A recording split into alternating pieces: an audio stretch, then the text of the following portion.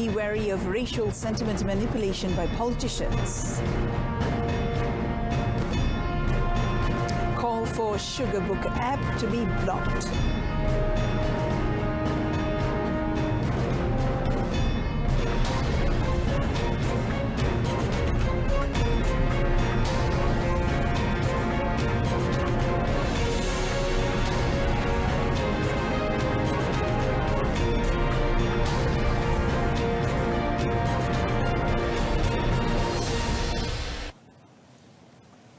Hello and good afternoon. I'm Mohanapriya. Welcome to Updates at Noon.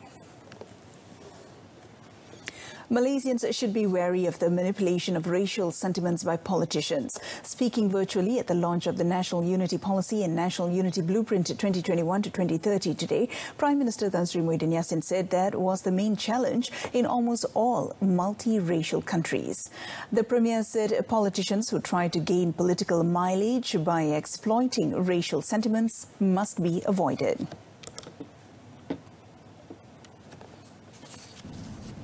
Kita sedar rakyat negara ini tidak akan sekali-kali mengorbankan kesepaduan sosial dan perpaduan negara yang telah kita kecap ini demi matlamat peribadi. Kerajaan juga tidak akan sekali-kali berkompromi dalam perkara yang boleh mengganggu gugat perpaduan negara.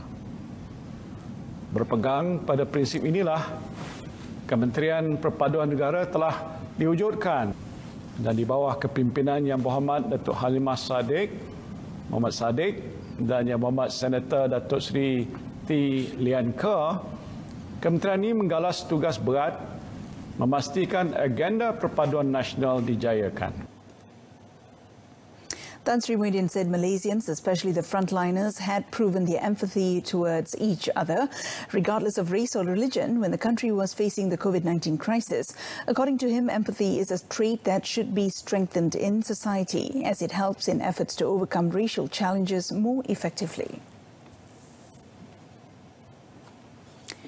The Sugarbook application, allegedly used by several tertiary institution students to look for sugar daddies leading to immoral activities, should be blocked. Deputy Minister in the Prime Minister's Department for Religious Affairs, Dato' Ahmad Marzuq Shari, said if this was really happening among the students, the government should take stern action against those involved, especially the application operators. Dato' Ahmad Marzuq said his department would leave the matter to be investigated by the Higher Education Ministry and the Malaysian Communications and Multimedia Commission for further action to be taken. Patutnya dihilangkan dan dihalang perkara tersebut daripada digunakan dalam negara kita. Kita tak boleh mendorong rakyat dalam negara kita untuk melakukan perkara yang tak betul, melanggar undang-undang, melanggar hukum ini dengan adanya apps tersebut. Sangat serius, dan saya telah sebut bahawa perkara tersebut perlu diambil tindakan tegas oleh pihak yang berkenaan. Di bawah kita, agensi agama di bawah kita yang terlibat dengan penguatkuasaan, dan memang kita melaksanakan enforcement kepada pelanggaran hukum syarak di bawah bidang kuasa yang ada pada kita. He said this to the media when asked to comment on the issue after presenting the Musaadah COVID-19 Fund contributions to more than 80 taxi drivers at Sultan Ismail Petra Airport in Pangkalan Cepa yesterday. Earlier, National Students Consultative Council President Muhammad Amir Ashraf Muhammad Sabri said the statistics showed that 12,705 tertiary institution students were registered with the Sugarbook application.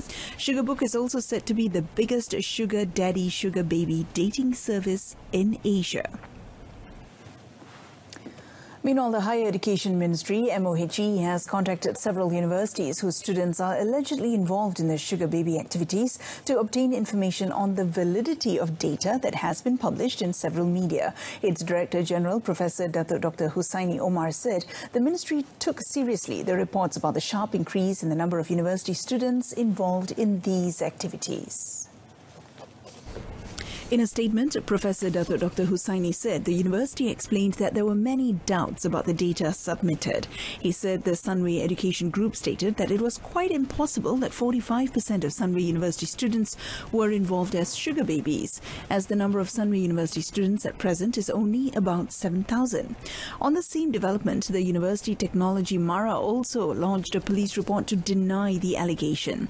The MOHE will also carry out engagement sessions involving Youth and Sports Ministry, Women, Family and Community Development Ministry, Malaysian Communications and Multimedia Commission, as well as related non-governmental organizations. He said a continuous and comprehensive program would be designed to ensure the personality of students and the image of the institutions of higher learning in Malaysia are maintained.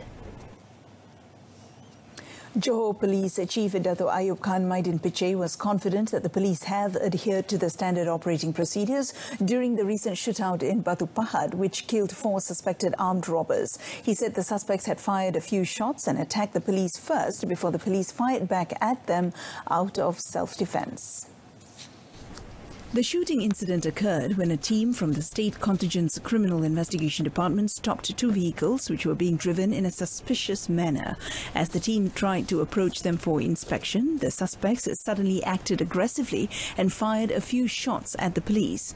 They also attacked the police with a machete and dagger while trying to escape, injuring a police officer.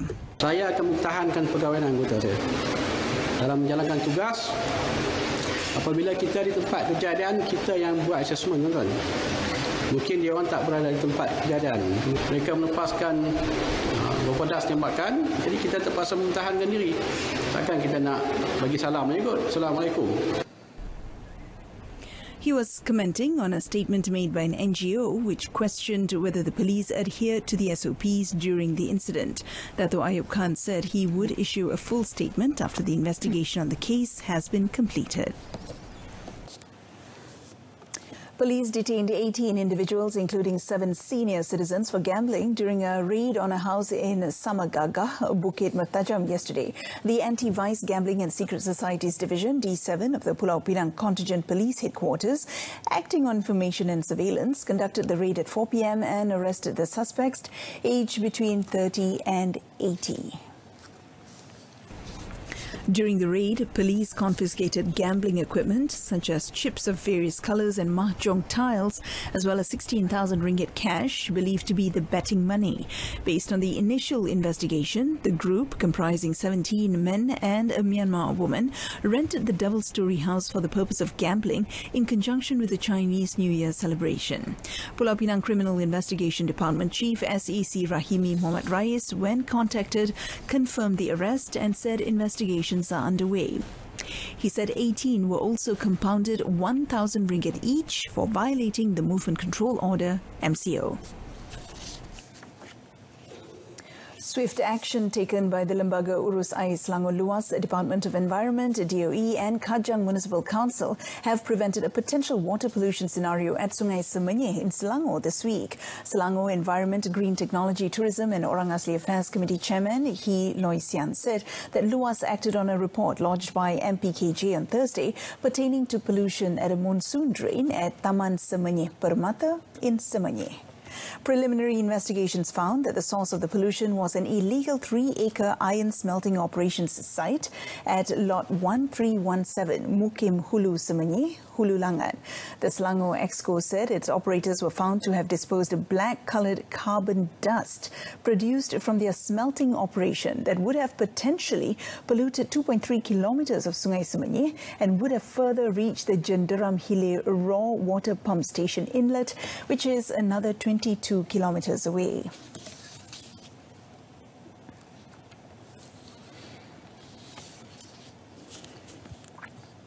Di sini terdapat 13 atau 14 pekerja asing yang mengendalikan operasi kilang ni. Dan kita akan ada tindakan yang tegas terhadap premis ni.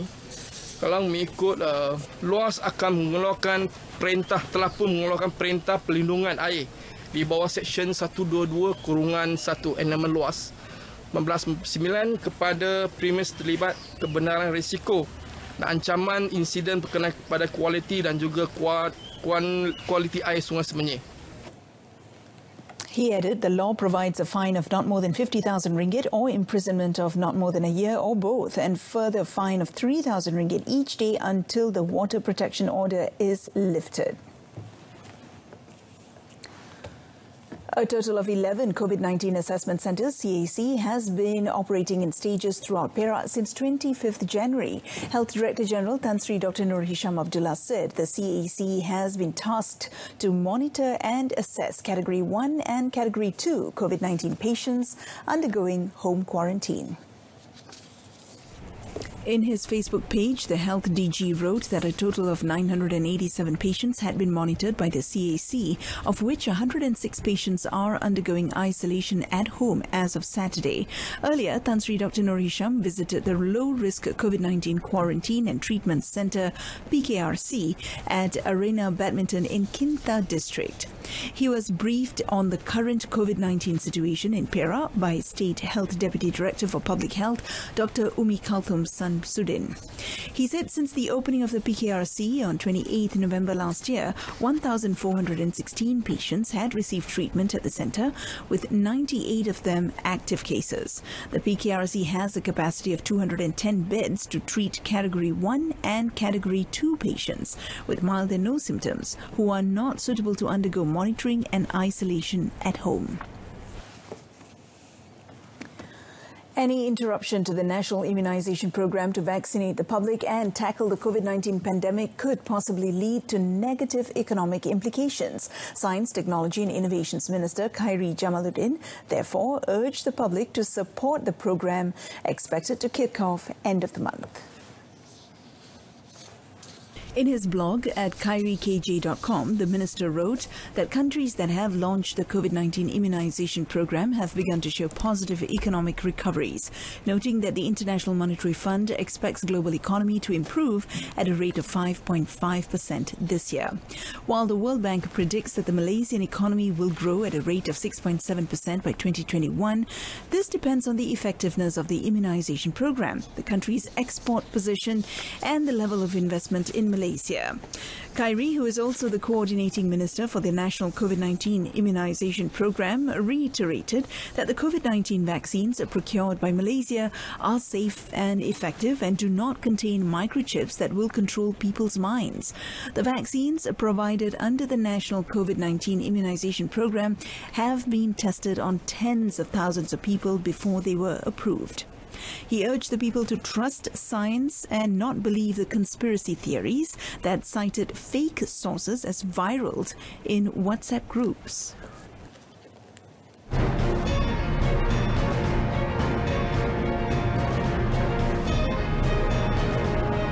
Sexual harassment bill expected to be ready in March.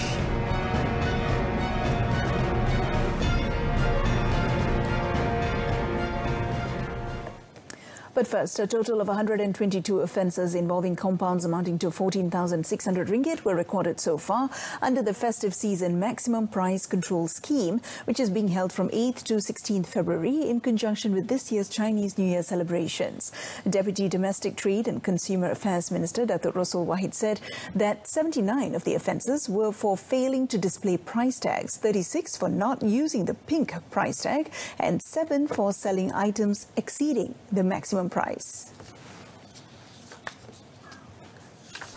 Datuk Rasul said a total of 11,065 wholesale and retail business premises nationwide were inspected and various items worth 6,122 ringgit were also confiscated. Ada 56 kes di Johor, 15 kes di Perak dan 13 kes di Sabah. Jadi selama 2 hari lagi ni kita berharap peniaga agar patuh kepada apa yang telah diarahkan oleh kerajaan, iaitu mematuhi skim harga maksimum musim perayaan Tahun Baru Cina. He said the ministry also received 794 complaints related to online transactions throughout the movement control order period last month relating to fraud, damaged items and purchasers not receiving their goods. The sexual harassment bill is expected to be ready this March and will be tabled in the next Dewan Rakyat session. Women, Family and Community Development Minister Datuk Sri Rina Mohamad Harun said the draft of the bill was in the final stage for scrutiny by the Attorney General's Chambers AGC. Dan kita dalam final stage ya, telah pun dihantar kepada AGC ya, AG Chamber untuk menilai dan melihat sekiranya ada dari segi beberapa pindaan kecil ya. Jadi ini saya harap dapat dibentangkan, dan bukan harap, memang usaha ya, bersidangnya parlimen kita akan bentangkan rang undang-undang ini. Dan kita juga selain daripada itu, kita tidak hanya duduk diam saja ya, advokasi kesedaran terus diadakan ya, bukan saja di peringkat kaki tangan awam di awam, tapi juga di syarikat swasta. Met after visiting homeless transit centre Anjung Singgah in Jalan Hang Lekyu last night, the minister also gave her assurance the bill will be holistic in nature in curbing issues linked to sexual harassment and was not merely limited to harassment at the workplace. Prior to this, numerous quarters, including non-government organisations, had urged the government to create specific legislation to deal with sexual harassment, including Act the Workplace. This is following sexual harassment allegations recently involving the police.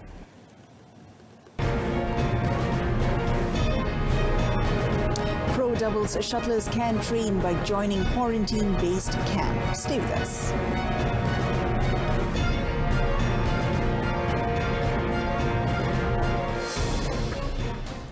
Malaysia's professional doubles shuttlers who want to train must join the quarantine-based training camp at Academy Badminton Malaysia, ABM, in Bukit Kiara. Youth and Sports Minister Datuk Sri Rizal Nine American said their preparations for the Olympic qualifying tournaments would not be affected, as the Badminton Association of Malaysia had agreed to allow the professional players to train at ABM. He also stressed that for the duration of the current Movement Control Order MCO 2.0 period, the National Security Council had only given leeway for the singles event at other facilities in a bid to curb the spread of COVID-19. Kalau untuk professional players, they are under quarantine-based approach. It will not be a problem. They can continue to train for as long as bila dia masuk dalam quarantine-based approach. Dulu kita dah buat dengan BAM dah. Jadi tak timbul question bahawa mereka tidak boleh buat latihan. Mereka boleh latihan double, mixed double, tapi they must be dalam gelembung tu, dalam quarantine based approach, supaya mereka tidak, orang kata, tidak ada possible jangkitan daripada luar. So elite athlete must not in any way become a victims of penutupan sukan, sebab they will not be part of it. Dia orang sentiasa akan diberi kelulusan khas. He said this to reporters after monitoring the compliance of SOP at the ABM in the nation's capital yesterday.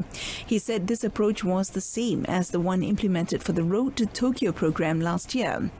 On Saturday, national mixed doubles player Goh Liu Ying said it was difficult for her and her partner, Chan Peng Soon, to comply with the strict SOP and train separately in their quest for a place at the Tokyo Olympics.